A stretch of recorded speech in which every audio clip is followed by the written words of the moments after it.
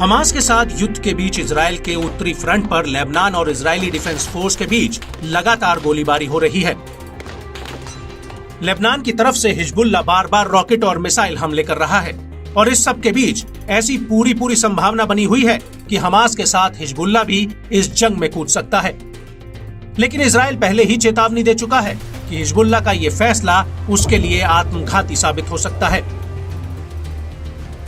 लेकिन बड़ा सवाल यह है कि इजराइल की फौज के आगे आखिर हिजबुल्लाह कितना ताकतवर साबित हो सकता है। तो इसको लेकर इजराइल के एक think tank national security studies यानी INSS ने बड़ा दावा किया है। INSS का दावा है कि हिजबुल्लाह के पास 2 लाख रॉकेट और 1 लाख तक लड़ाके हैं। हिजबुल्लाह को ईरान से फंडिंग और हथियार मिलते हैं। हिजबुल्लाह में 50,000 से लेकर 1 लाख तक नियमित लड़ाके और रिजर्विस्ट हैं। INSS की रिपोर्ट के मुताबिक हिजबुल्लाह के पास करीब 40,000 ग्रेड टाइप रॉकेट जिनकी रेंज 15 से 20 किलोमीटर तक और करीब 80,000 मीडियम लॉन्ग रेंज रॉकेट जो 100 किलोमीटर तक जा सकते हैं और करीब 30,000 रॉकेट और लॉन्ग रेंज मिसाइल हैं जो 200 से 300 किलोमीटर तक का दायरा कवर कर सकती हैं। इसके अलावा हिजबुल्लाह के पास सैकड़ों फतेह 110 मिसाइलें हैं जो कम रेंज वाली फ्यूल बैलिस्टिक मिसाइलें हैं।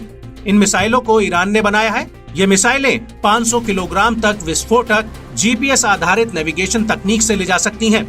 इन मिसाइलों की सटीकता और विध्वंसक क्षमता काफी ज्यादा है।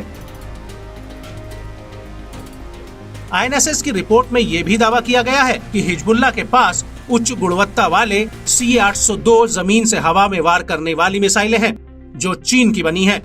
इसके अलावा हिजबुल्लाह के पास रूस की याकोट और उन्नत किस्म वाली कॉर्नेट एंटी टैंक मिसाइल भी हैं जो मोटर बम और एंटी एयरक्राफ्ट मिसाइल SA-17 और SA-22 वेरिएंट को लॉन्च करने में सक्षम है।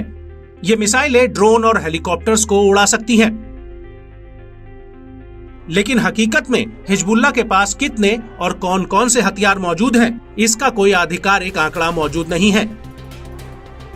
वहीं इजराइल पर हमले को लेकर अमेरिका से लेकर मिडिल ईस्ट के कई देश हिजबुल्लाह को इस युद्ध से दूर रहने के लिए कह रहे हैं। लेकिन हिजबुल्लाह के डिप्टी चीफ नईम कासिम ने कह दिया है कि हिजबुल्लाह को अपनी जिम्मेदारी पूरी तरह से पता है और हम तैयार हैं और पूरी तरह से तैयार हैं।